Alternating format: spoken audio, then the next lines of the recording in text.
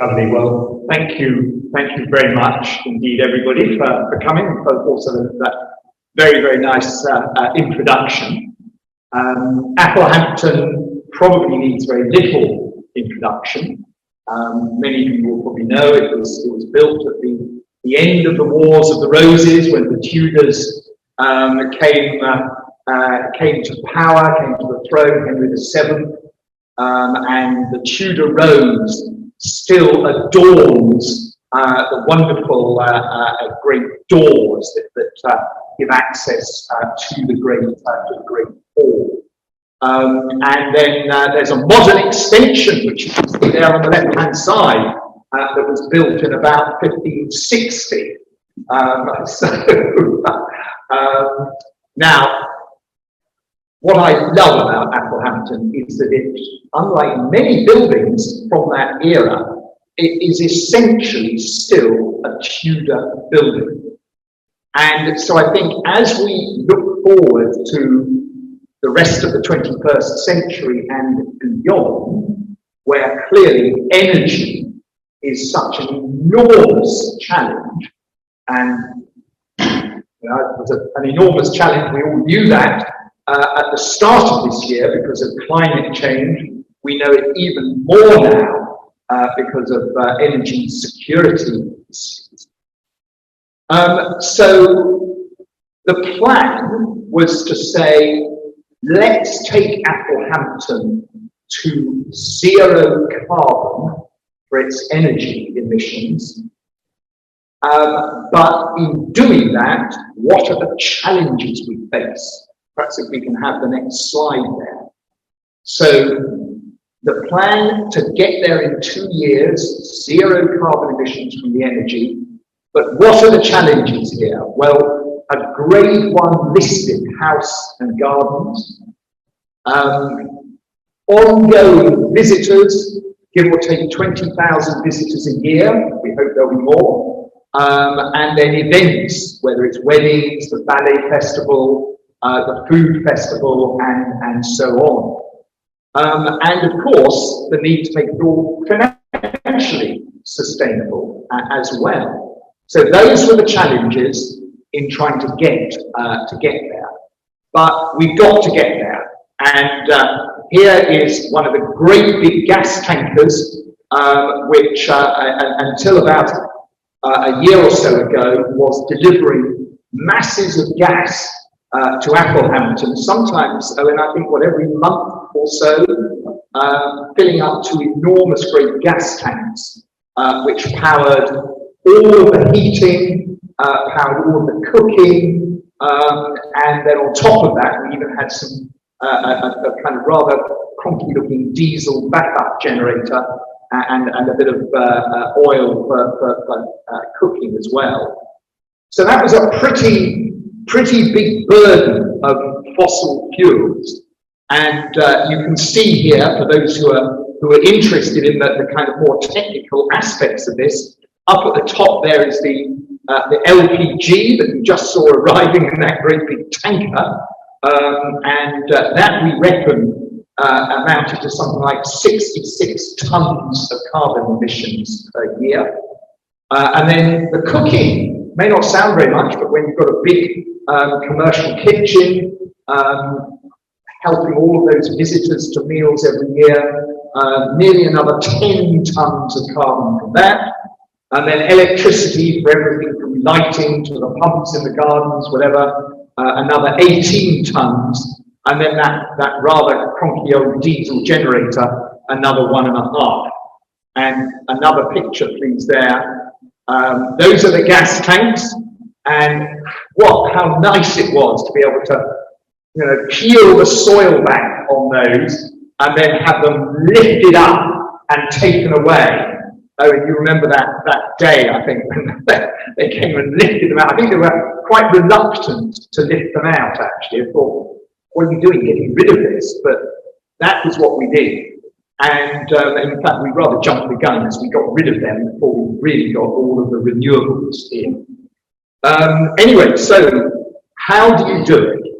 And really a 3-point plan here: solar power, heat pumps, and then battery storage as well, which of course allows you to make use of the solar electricity generated in the night time when the sun isn't actually shining. So now, how much solar power?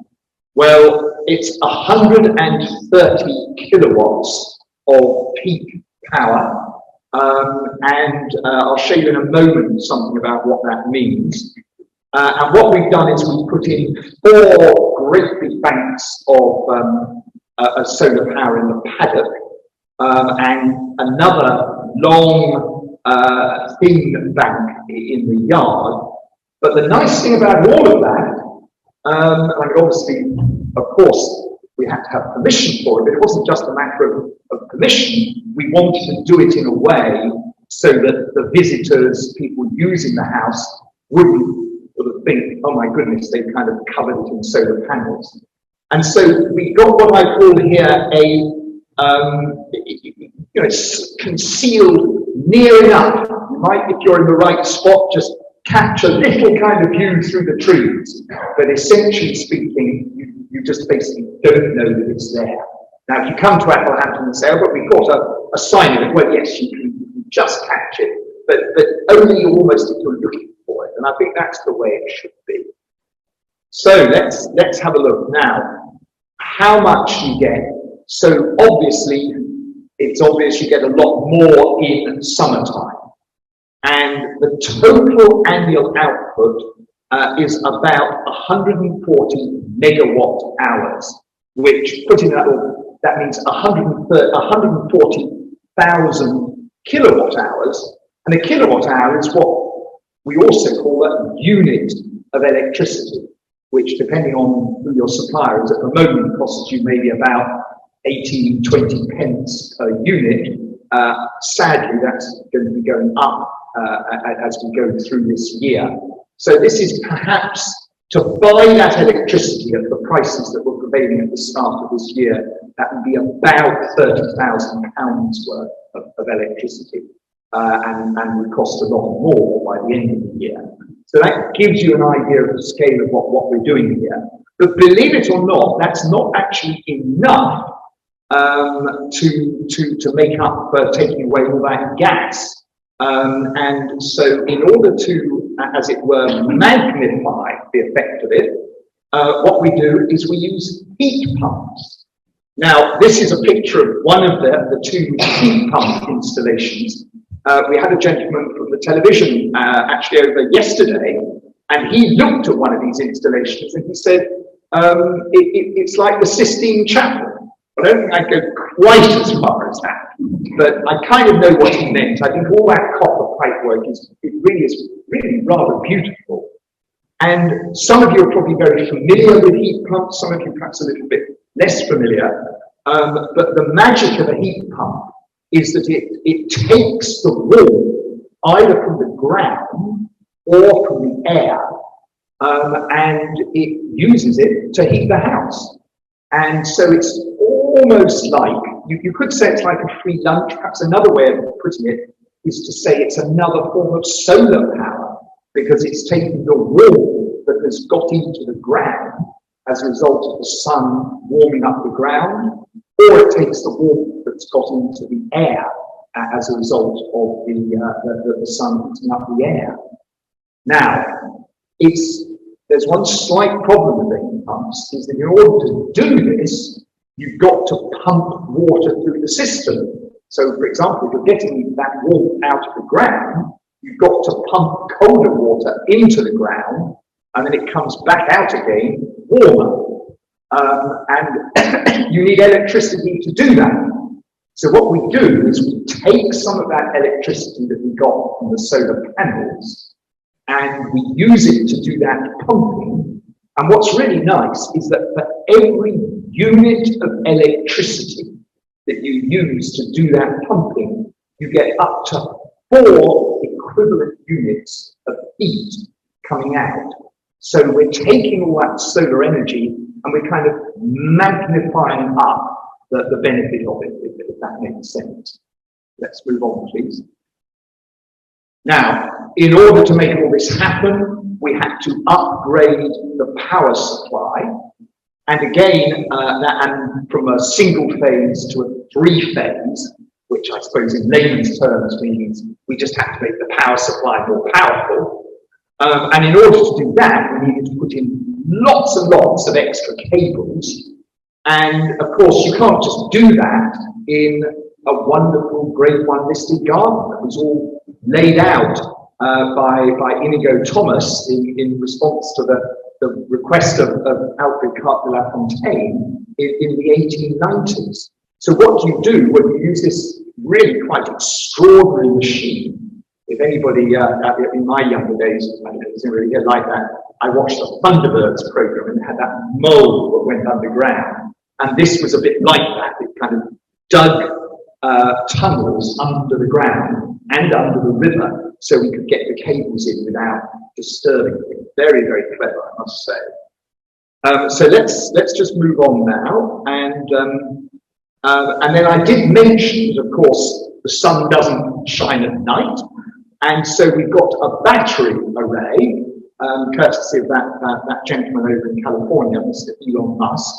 And so the battery array allows us to take that solar energy and then reuse it in the night, which is actually when you tend to need it most, because it's a cold out there, of course, so you want it to operate those heat pumps. And if we could have the next slide, please. I mean, don't worry about the detail of this too much. Suffice to say that what you're looking at here is that when you go below the line there, you've got the batteries charging up, and then when you go above the line, you've got the batteries discharging. So it's just a way of balancing between the different times of day. So if we could go on to the next slide, please.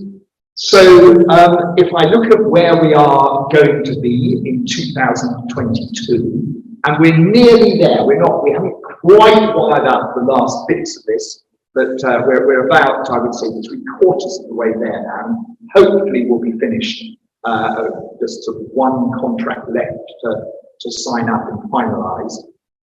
So what we've got here, we've got something like 140, 150,000 kilowatt hours of electricity. And as you can see, we're then using it for all of those functions that we were doing before. The heating, instead of the gas, we're now using the heat pumps and the solar energy to do that. The cooking, we've scaled back the amount of energy that we need for that. And we've got lovely efficient electric ovens, so that codes with that. And then the third heading there, looking at the lighting and the pumps and so on, again, by putting in LED lights, that uses much, much less power. And although you may say, yeah, but lighting doesn't really matter very much, well, when you've got a house on the scale of Athelhampton, it really does. And so our solar energy is, and obviously able to use that at night, is helping us with the lighting. And then finally, for the backup generator, well, we've been able to get rid of that, of course, completely, because the batteries provide us with the backup, subject to one or two final tweaks that we're working on. So there we are, and if we have a glance at the next slide, we're virtually on the target for consuming no more electricity than the amount of electricity that we're producing. We might go just 1 or 2 kilowatts more consumption, but we're near enough there. And then if we look at the financial side of all of this, so we were at the old prices, looking at a gas and electricity bill of around about £38,000 a year. We estimate that would have been going up to probably around about £55,000 with the prices going up this year. And under the new system, we'll be pretty well down to 0. But then obviously, we've got a very, very big capital cost in there to have achieved that. We were helped a little bit by Low Carbon Dorset, which, very, very grateful for that, very generous and hopefully very well targeted to actually help us to put this in. But I'd emphasise, generous as it was only a very small proportion of that overall cost. Then the result, as you can see, is that at the old electricity prices, we'd have taken about 20 years to pay back the capital cost. At the new electricity prices, we're down to around 12 or 13 years to pay it back. So if we can have the next slide, please. I'm sorry? That'll do us fine. Yeah, that's great. So there we are. I hope that's given you a bit of an overview. As I would say, I'd summarise by saying we're taking a Grade 1 listed house and garden that's been there in essence for well over 500 years and really trying to set it up sustainably for, if not the next 500 years, then certainly perhaps the next 100 years or more, and really eliminate the carbon emissions from the house, from the energy, and move forward with the renewable energy, but in a way that hopefully is not obvious to anyone. Although, I think we're finding some people are actually rather interested in it and will actually want to kind of peer around the corners at some of those copper pipes, for example, just to see what's going on. So I think, if I may, I'll probably draw to a close to the formal session, and then very much, of course, invite questions if people have them. Thank you very much. If we may, could we perhaps start with questions on the body of your speech, and then perhaps a question on the history and other issues in Athelhampton which we could follow on from. If I could start off on technical issues, have you done anything about insulation of the loft, and also the windows, of course, and doors where there's a huge amount of heat on? Well, I think it's an outstanding question, and I think it's probably fair to say that on many houses, that is one of the cheapest and quickest ways of getting a major payback in terms of reducing energy costs and carbon emissions. As I'm sure you know, and many people here will know, with older houses, and especially, of course, with listed and historic buildings, it becomes radically more difficult. I think I mentioned at the very beginning that we've got those wonderful oak doors put in when Henry VII was on the throne. And I think that if we start putting even just, that kind of insulating tape around it, probably not going to be popular with English heritage or the visitors. And the same with some of the stained glass windows with the amazing heraldic symbols. If we were to start popping double glazing on those, I think the planners, I'd probably end up in Dorset jail. So there is a little bit we can do, I think is the more serious answer. A little bit of insulation, even that in the roof, in the attic space, even that's trickier than it looks because of access. You're often having to cut in, but there are a few places where we can do that. And ironically, we have got a little bit of secondary glazing in the 1920s wing at the back of the house. And where we're doing renovation work, we've been very careful to stick with that as much as we can. Yes, on roof insulation, the problem is, I think, that a house like that needs a certain amount of drafts to ventilate and provide, to avoid the drops. In my case, I use landscape, which breathes and through which you get air to deal with that problem. Have you actually got down to doing that? Now, Stephen Pittman, who is our architect from Space, has exactly said to me, you should use lamb's wool. So where we can get to it, we will do that. But if you come over, I'll show you. There's very, very difficult to get access into the active spaces to do that, unfortunately. And of course, in the Great Hall itself, which is like a church room, I hate to say it, there is just no chance at all, because of course, you look up, you've got the marvellous timbers there, but obviously you're then straight out, as you would be with the church roof in the name of the church. I mean, I think possibly one other thing that's worth mentioning is chimneys.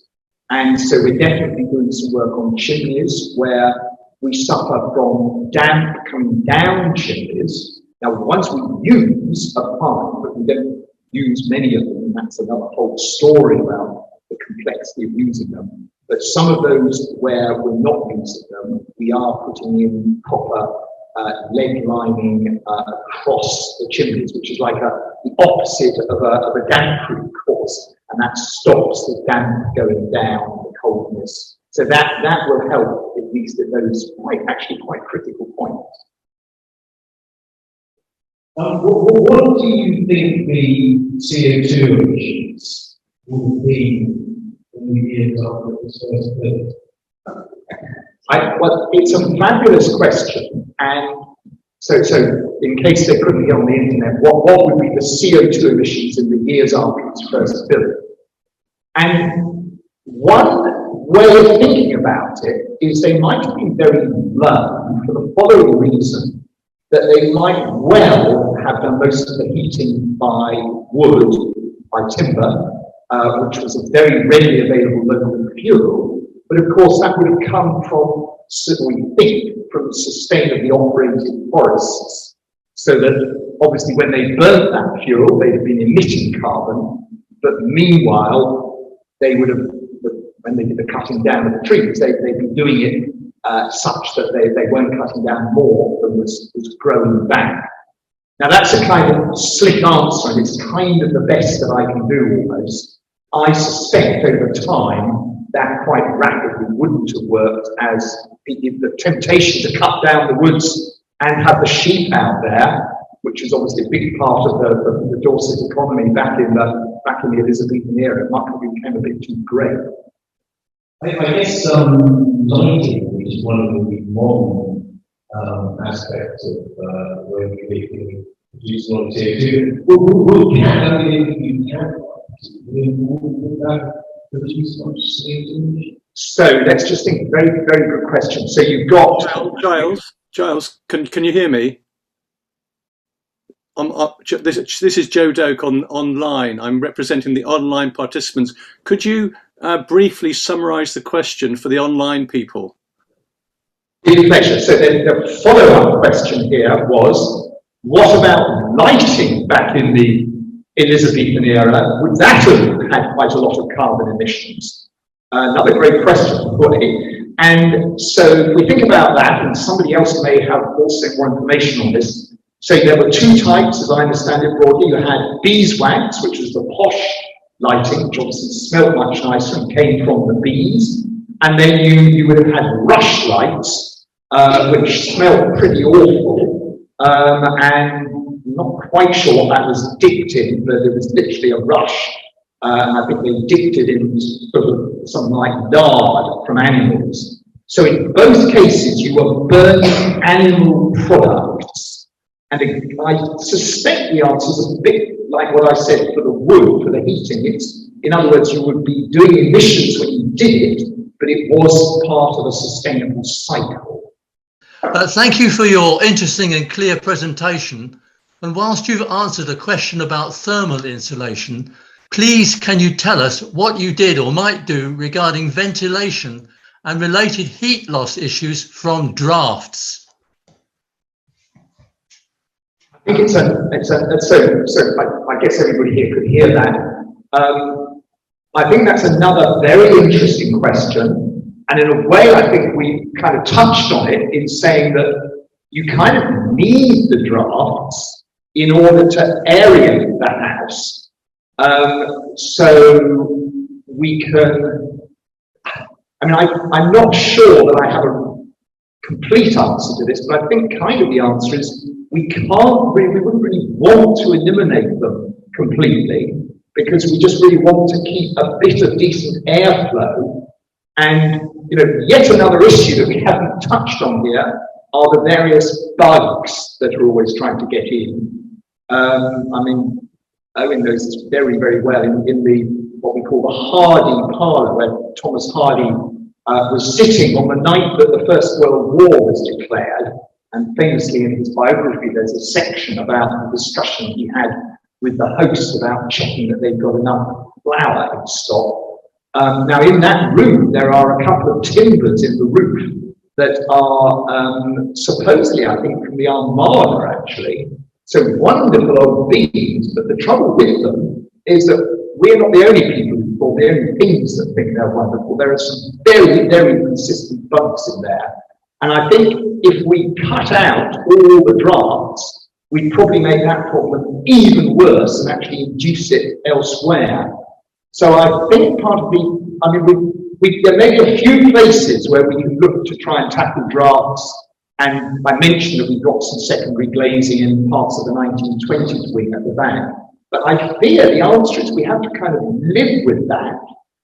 And let me just actually answer that, draw out just another slightly different point about this, which is that one of the joys about the heat pumps is that you don't really use them in the way that you might a gas heating, where you kind of have the thermostat at a level, and it might, depending on what you're kind of doing in how you're using the building, you tend to have it on perhaps maybe in the morning when you're getting up, and then it turns off, and then maybe on again in the evening, maybe not down or off in the middle of the night. Now, with the heat source, you don't do that. You actually typically have it on all the time. And that sounds quite wasteful, but actually it's not, because the whole building just gets up to a lovely even temperature. It's not, the heating is not as intense, it's not as hot as what you get from a gas system. And that in turn, I think, helps to answer the points about insulation and about drafts, because to the extent that you're not pushing the temperature up so much, of course, you don't then lose quite as much heat to the outside world, because the rate of heat loss is proportionate to the gap between your temperature and the outside. So it's much more about that lovely even temperature, and that I think is so much healthier for the house. Maybe you've got to wear that extra sweater or whatever when you're there, but I mean, not to the point that it's kind of worrying, I would say.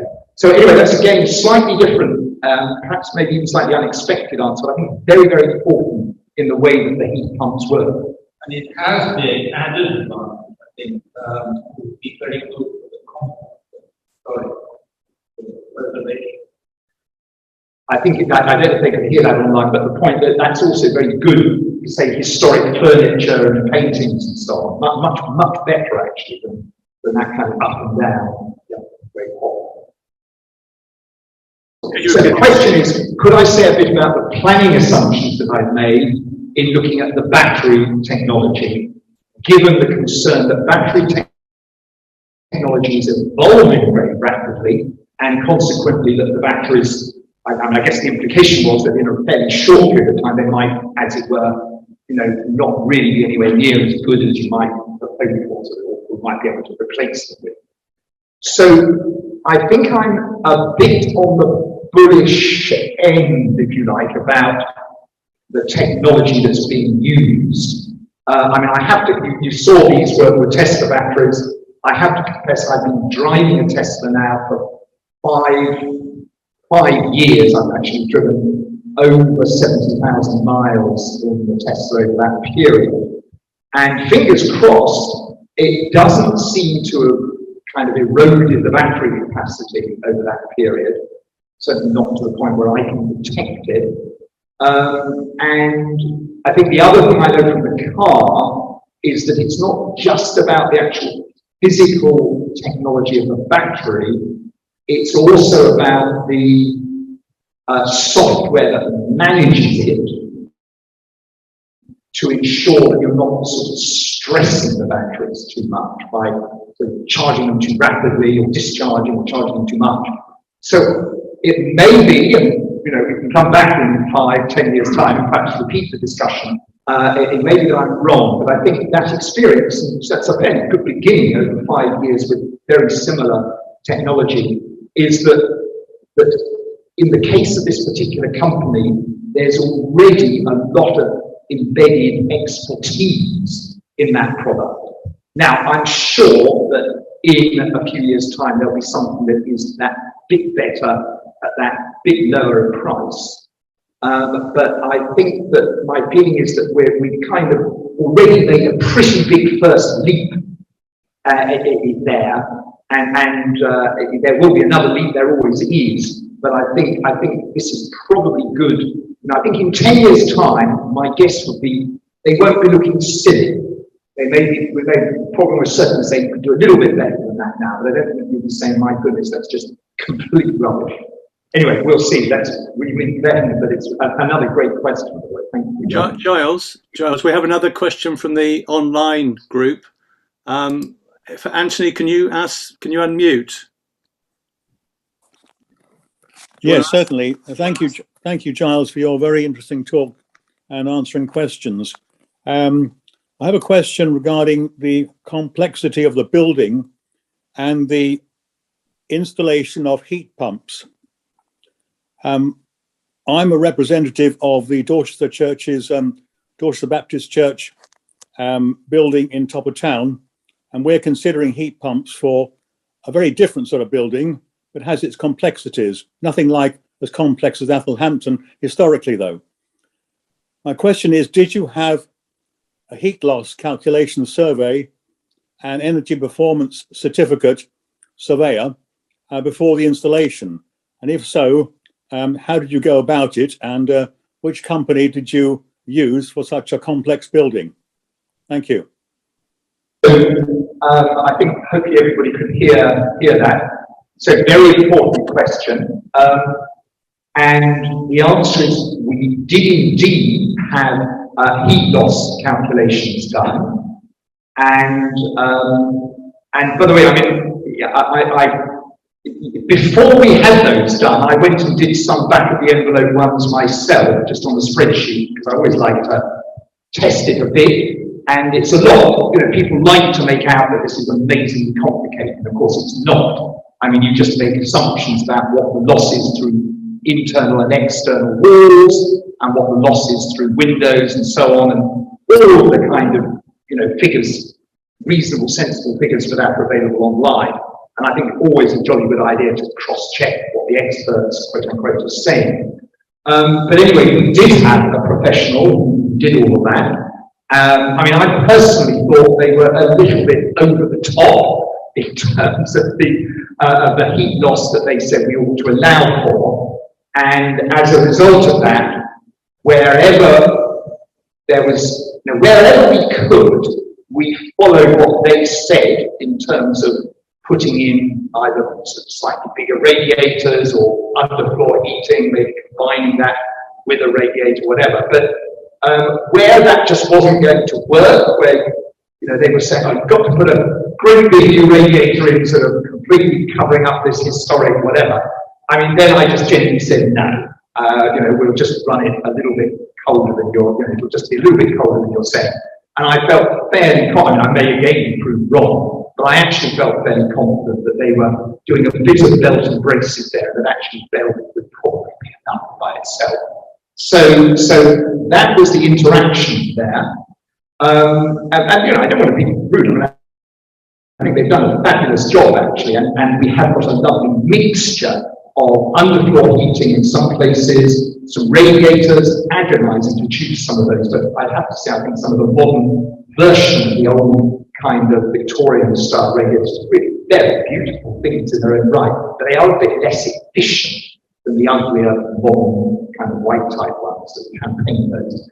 And then we've got these really cunning trench heaters as well, and in particular in the Great Hall, because obviously perfectly reasonably, English heritage will not allow you to lift up the flagstones in a kind of Henry VII era Great Hall or indeed a church and bung some underfloor heating. But fortunately, Mr. Carp de la Fontaine, 130 years ago, did actually do just that, was put in some trench heaters, and we repurposed his trench heaters with very, very nice new modern ones. And we copied that idea in a couple of the other historic rooms. So sorry, there's a bit of a shaggy dog story around what we're trying to get at. But so I suppose the bottom line is, yes, we did have heat loss calculations, took them with a very slight pinch of salt, trying to follow them, but if we actually did a little bit less than they were saying, we didn't lose too much sleep. We didn't get an energy efficiency certificate because you don't need that, and I don't think you can have one, and it would look probably too horrendous like Athelhampton. And the name of them, I mean, I think it was done by Wheelers, who are our mechanical and electrical contractor. They did H2 Eco, who are our kind of renewables contractor. Did they do it? There were two, I think you're well, they, exactly. So probably both of those two companies. Yeah. And I think H2 Eco in particular, really, I think, on the nose in kind of being very good on. So for the online people, that really is a two-part question. For other owners in the private sector of Grade 1 listed or similar historic buildings, what would my advice be? And then for those in the public, or I guess perhaps National Trust, etc., sector, you know, what would the advice be if different? And I think you were suggesting, Anita, that actually there'd been a bit of story that people haven't been sort of pushing on with it perhaps quite so much. So yes, my understanding that the ambition is there, but perhaps not necessarily the realisation of that, and the speed at which they're able to achieve it. Yeah, so Anita's saying that her impression, which I actually would agree with, is that people have been talking a lot about it, some stuff done, but perhaps not quite at the speed that we've done here. So, so what I would say is that clearly I am aware of a handful of cases where people pretty much in the private sector have gone down this road, and I think one or two, I think probably rather smaller houses have done something very similar. And then I know in the historic houses, for example, they had an example last year, the association that is, of somewhere where they got a very interesting project with wood chips, which were locally sourced. And I thought it was a great project, but I have to say I don't think they were able to achieve a zero carbon with that. And I did think it was very faintly naughty that they had a kind of diesel-operated kind of excavator that was hauling them around. Didn't seem quite, but anyway. But overall, that was a nice sort of good step in the right direction. So, what, as it were, I think the advice really is it's a bit like jumping in the deep end. To be honest, shut your eyes, hold your nose, and jump. And I mean, maybe energy costs are, after the current sort of episode, are going to fall back steeply, but probably not. And maybe the carbon worries that we have about are over it, but probably not. Probably, if anything, it's even worse than people say. So I think you have to push on with it. The economics of it will vary from one place to another, and the more that you have to do ancillary works, so for example, if you have got to put the pumps in quite a long way away, then you've got to build heavily insulated underground trench to kind of to bring the heat in. That will obviously put the cost up. But I think it is a matter of just shut your eyes and jump in, and the payback maybe that bit longer, that bit shorter, but just really have to do it. And I think that applies in the public sector, and there the financial constraints may be greater, but then I think it's a matter of perhaps lobbying government and saying, look, you want us to go zero carbon. And by the way, it's even apart from the narrow economics of it, I think if a prominent public building is doing it, it's a fabulous example to people. So the question was, where have we put the heat pumps? So the picture that I showed, that is the pump for that there, that one, there we are, we can show it online as well. Very, very neat. So that was relatively very easy. For the main house, much more difficult. Sorry, let me just explain one other thing. Because this is ground source, the only thing that is external are the pipes underground, which go underneath the paddock.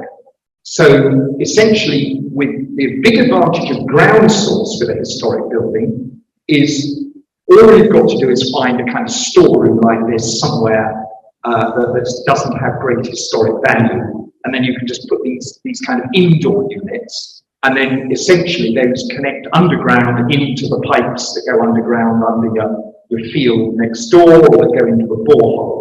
So that actually is relatively easy in a historic building. If you're using air source, which we are using in the main building, and which we have to because we kind of run out of space to put the ground source just below the surface. And we could have done boreholes, but both of them were expensive and they're more risky. You don't know you're going to get people sort of say, yeah, I should be all right, but you know, I'm talking about jumping into the deep end, but I'm not completely crazy. So there what we had to do is just exercise ingenuity, and most of them are on the wall of an outbuilding, which the planners were happy with, and I was happy with, because they can't really be seen from anywhere apart from if you peer through some obscure corner of the garden through lots of bushes, and you'll barely be aware that they're there anyway, because they're kind of all black and everything. But the cost of that was that you then had to have, not very long, but a little bit of this heavy-duty underground pipework to bring the water into the house. And then the other lot for the main house, just because of the layout of it's quite complicated, that we've actually had to put on the wall of the cafe in a kind of very discreet place in a kind of service yard. And that involves quite a long run of underground insulated pipe, which is definitely quite pricey, but was the only way we could get that wall into the Great Hall. Yeah, not easy to do. Not easy, but actually I think if you just think around it, you will find a way. And I mean, in fact, we could have done a borehole for the Great Hall, and then we wouldn't have had to have such a long pipe. We could have perhaps put them on the pipework under the west lawn, and then maybe it wouldn't have quite had the capacity, but it would have given us enough to kind of keep it. So I think you've just got to say, in a great hall like a church, how warm do you really need to be? And you don't it's not like, you know, a living room. Just accept that it won't be quite as warm, but it'll keep that chill away throughout the whole year. Giles, we have another question. Would Anthony unmute? Thank you. I may have missed something early on, Giles, but I don't know whether you told us about how hot water is heated. Perhaps you did, and I may have missed it, so I apologise. But do you use at all any what are called solar eye boosts or equivalent equipment which divert excess electricity generated during the day into insulated hot water tanks before they are sent and stored in the lithium batteries? I wonder whether you have that sort of apparatus and system, or perhaps you just don't need it. I mean, a lovely question, and the answer is that's one particular bit of technology that in this we've not used. So we just simply, we use the heat pumps to heat up the water, but we're not attempting that kind of time shifting that you've mentioned there, which obviously is another very interesting technology and will definitely be suitable for some sites, but we've just not gone down that route. And I think the batteries are kind of giving us the time shift that we need. Thank you. You're welcome. So the question is, we've got a lot of technology installed. Do we have, or are we planning to have tours Owen, do you want to take that one? Yeah. Can we grab a mic? I'm just asking Owen Davis, who manages the house, just to comment on another great question. Hi. Yes, we will do some tours. I think our installation is quite large, but it's very scalable, so you can imagine what it's like to scale down. So we will do some tours. We've certainly got some big houses coming to see us who want to have a look at what we've done, and not only look at what we've done, but also to understand the finances of it. But it's something that I've got householders. I've even done some of it myself now, because it just makes such a good choice. So yes, certainly tours whenever anybody wants to. Giles, we've got another question from Philip online. Yes. Hello again. Please, what have you to say regarding yesterday's IPCC's latest report? It's the latest of 3 recent reports, and this one is about action. And it says that we have to peak our fossil fuel use by 2025. That's a very short time away, as everybody will realise. And thus, we have very little time left to get all our energy use via such means as you've shown. I'm asking you what you think about that. Obviously, they're not saying we've got to do it all by 2025, but they are saying we've very little time left to peak out of fossil fuel use and onto other means such as you've shown. Thank you for that. I think in a way the answer is a little bit like the answer I gave to Anita, which is you just kind of got to jump in and get on with it.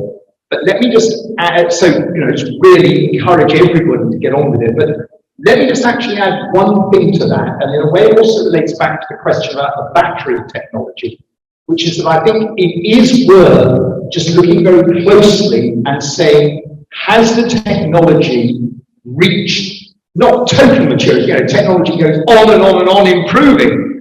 Cars may have apparently kind of overtaken bicycles, but actually bicycle technology has gone on developing and improving for the last 100 years.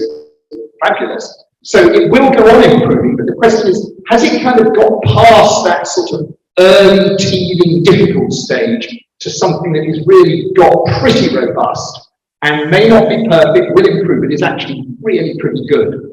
And I think if you can feel comfortable with that, then you can go with it and make that leap and help to meet that kind of peaking in 2025. And just to now just be very specific, I've already answered the question about the batteries and feeling that it has got to that kind of point. I think with ground source, it's been there for quite a while. Interestingly, I think the and solar are also really quite a while. Again, there are clearly new generations coming in and so on, but I think what you've got now is really pretty good. But I think the one thing that has been the weak link in the chain has been air source. And I mean, to be brutal about it, most air source heat pumps were just air conditioners. This is literally what they were. They were air conditioners turned around. And the manufacturers just said, well, we're making an air conditioner. We're just sort of switch it around. So it's heating rather than cooling. And we can, make a quick buck because it's just, we don't have to redo all our tooling and so on.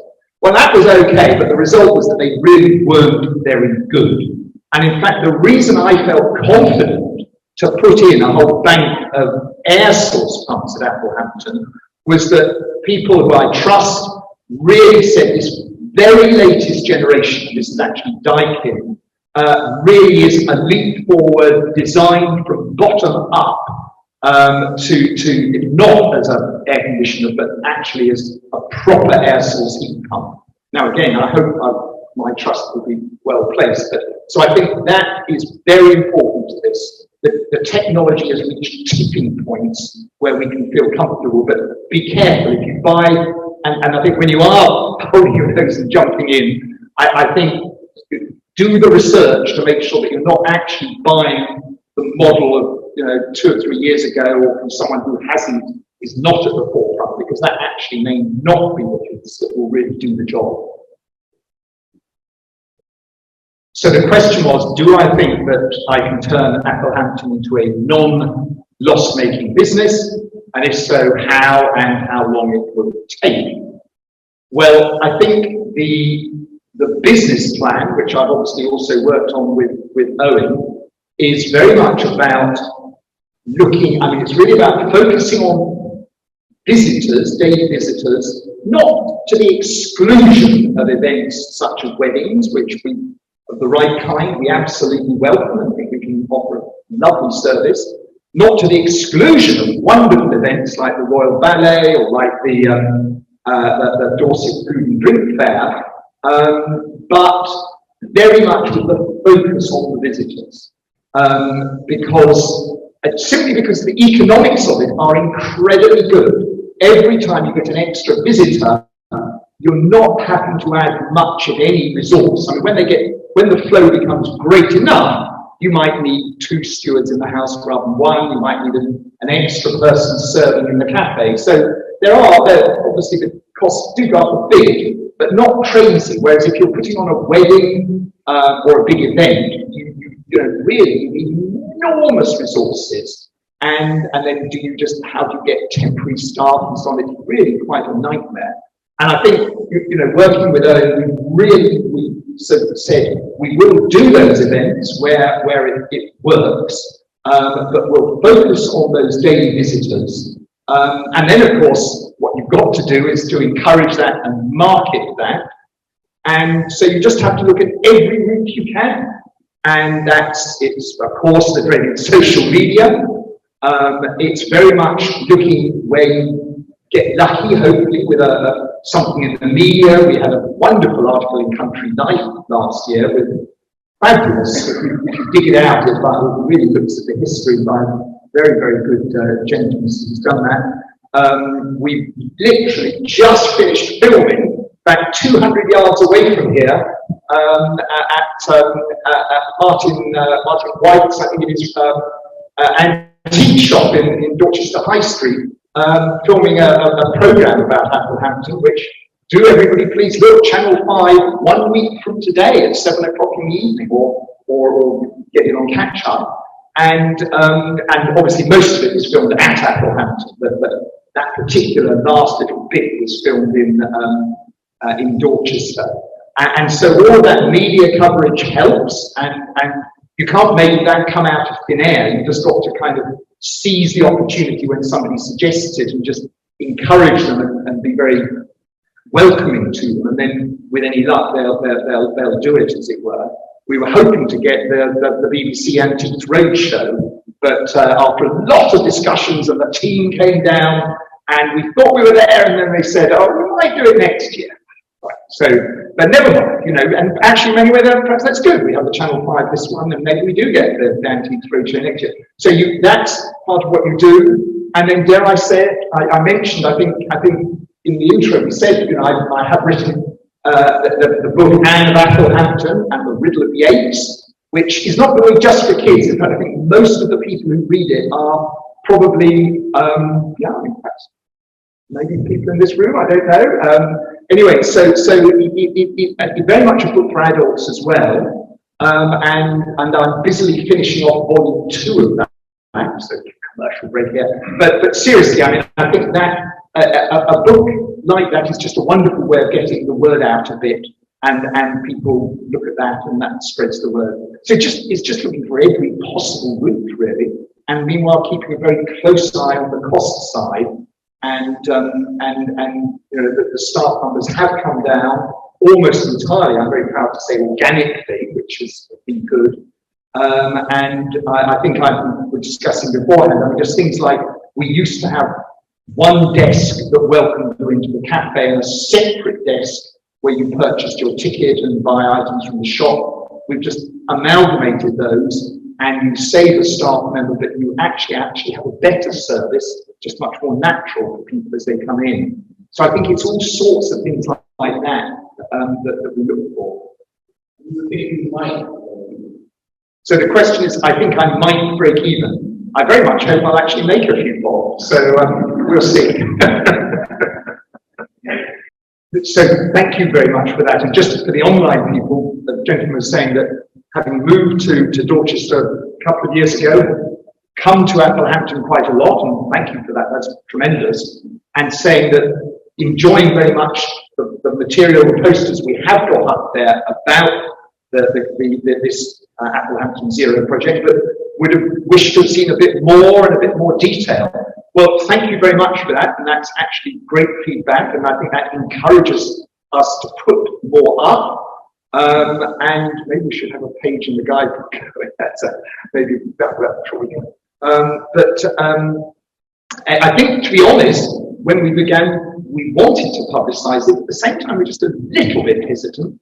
We didn't want to put people off, but I think the response from yourself and from many other people has been so positive. I think that really does encourage us. And in fact, one of the things among the various things we can do, as well as some posters and perhaps something in the guidebook, whatever, I think we're hoping to have a display in real time showing how much solar energy.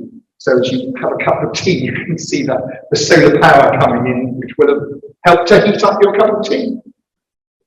Well, thank you so much for that. And again, just for the online people, maybe very, very kindly saying, you know, how good this is, what's going on there. And thank you so much for that, and saying it should be publicised that much more. So I think we will absolutely take that, as well as the previous question, and really sort of push it out that much more. And I'm sure we could, that would be a great idea, and we could put that picture on the back page of the guidebook, and which would be a really good prominent place for it there, and then perhaps put some more. I mean, this could go on the website actually, this presentation.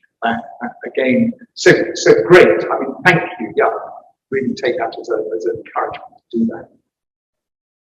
So the gentleman is asking, he was saying congratulations, and then saying that we've got some wonderful greenhouses at Athelhampton, and asking if there is a possibility to produce food there. And I mean, the answer actually is we do, and we will do more, although there are issues because the wrong kind of food can actually be incredibly expensive to produce on what, although those look very big, those greenhouses, but the scale is, commercially, of course, is relatively very small. I mean, Owen, do you want to just add anything about that issue about growing stuff in greenhouses? The ongoing topic of big conversation at Athelhampton that you put your finger on here, so thank you. Well, thank you for that. And for those online, the lady very kindly was thanking me for buying Athelhampton, was having been there quite some time ago, and then back a couple of weeks ago was saying how wonderful the staff were, and what a lovely time you had. Well, thank you so much for that comment. And actually, that's what makes it really worthwhile to get that kind of feedback. So thank you so much, and we'll obviously pass that on as well to everybody. Thank you. So the question, thank you for that, was, did we have to do a lot of work with English Heritage to get permission for all of this? And I mean, of course, the answer is absolutely yes, big time. Although to be slightly more exact, it was my sort of wonderful architect, Stephen Pittman, who runs Space, which, by the way, he trained at, I think, the architecture practice here in Dorchester that Thomas Hardy trained at. The one which I use. Okay, yes, so there you are. And so everything has to be agreed with them, and pretty much down to kind of, you know, where you're going to dig a hole in the lawn. I mean, I like to say you literally, in theory at least, can't even kind of put a picture on the wall without getting permission. But no, he has, and I think the way he's worked, which is great, is to really bring them on board in terms of what we're trying to do. And I think actually, I would say that overall they've obviously been very careful about what we're doing and checked it, and we had to do some historical surveys. I think in order to put in some of the pipes, we had to have a gentleman who did a historical survey about the garden, looking at archaeological issues. So there was a lot of that kind of checking, but I think when they saw we were doing all of that properly, they actually were very accommodating. And actually, if I'm allowed to just mention one other thing, perhaps picking up on this, in parallel with doing and kind of complementary to this work, we got a kind of particularly exciting project to take the old Tudor kitchen and take that back as far as we can to its Tudor origins. So there was a marvellous great brick arch which kind of extended from where I am to where Anita is over there. And that had kind of modern units in front of it. It was covered in thick white paint and kind of almost completely bricked in to support the building above. And so all of that has been taken back to the way it would have been when it was built in about 1560. The paint's been stripped off, the modern units have been taken away, we've got beautiful new flagstones, we've discovered the old hearth stones, and we've taken away the supporting bricks, so we had to put in a kind of hidden steel sort of wire behind to support it. And of course, all of that, English heritage had to kind of just be on board for every bit of that, and not just at the beginning, but they come in periodically to check as you go through that. I mean, I think that's been really worthwhile. That, by the way, has underfloor heating, which will be powered by the heat pumps under those flagstones, and that will become another new part of the whole visitor tour. So that will be a room that was previously you couldn't, as a visitor, go into, and which you wouldn't necessarily have wanted to go into very much. But I hope that now people will really want to go into that. So yeah, that's another element of it all. So the questions, did James Weir, who's coming to talk here, do you know Owen, if he came? Yeah. Right, I wasn't there when, yes, yes he did, is the answer to that question, yeah. So, if I understand the question, what was the main reason for choosing Athelhampton? I mean, I think all you can say is it's just the most wonderful, special house. And it's not just that it's, I think, architecturally wonderful and that it's unlike many, many houses from the Tudor era, it hasn't been sort of altered in a bad way. So much of it is still original. But I think the other thing is that it really has the feel of a family house. And we know that the people who built it, the Martin family, were there as a family for generation after generation. And then many other people brought up their children there. And I mean, my children now are a little bit too old to be at the kind of being brought up stage. But nevertheless, they like to come and have a glass of wine in front of the roaring fire in the great hall, and no doubt now in the kind of refurbished Tudor kitchen. And we have actually got a great big family event that's coming up in August. So I think you can just feel that when you go in there. And in fact, I don't know if we need to draw to a close, but perhaps I can perhaps one way of summarising to say people do talk a lot about ghosts at Athelhampton. And there are lots of stories of them. And one of our colleagues who spends a lot of time there has had one or two quite extraordinary experiences. He was in that Tudor kitchen and, I don't know, the door blew open and then he had both a phone and a sort of iPad or something, and they both cut out, even though the electricity was still running. They weren't plugged in, they were both cut out. You know, the batteries weren't low or anything. And he had to run upstairs and he was in the middle of a phone call with someone. Absolutely extraordinary. And he said quite clearly he felt there was something there. But do you know what? He said they were playing. They weren't being nasty, they were just playing. And I think that's the thing about the ghosts of Athelhampton. It's false. They just they want to be part of the family. So, next thing is ghosts. Are there any more questions online? I could ask one. Nothing from Joe. Hello, I have a question, or perhaps not so much a question, but more in the way asking about feedback. What about Athelhampton's historic or embodied carbon footprint? I mean, I think embodied carbon is what it is. And I think in the presentation, obviously, I very carefully said we're talking about ongoing energy carbon output. And yes, this is one of the major issues in any approach to carbon. And of course, there's a carbon content to what one puts in on a project like this. All you can do is to try and do things as efficiently as you can, choose technology that's going to last for as long as possible, and looking back at the carbon that was embedded in, the emissions, dare I say it, of the horses that pulled the stones up to Athelhampton. I'm afraid that's long past, and that would have contributed perhaps to warming in the past, but it is just embedded in there, and we can't go back over that. All we can do is just try to minimise what we do going forward. Well, thank you very much, Giles. I can't actually remember a talk which has generated so many interesting questions, and I think the interesting part of the meeting has been the questions and the answers, and I think we're all much, much wiser for having listened to it. So I'd be very grateful if you would mark your appreciation by a round of applause.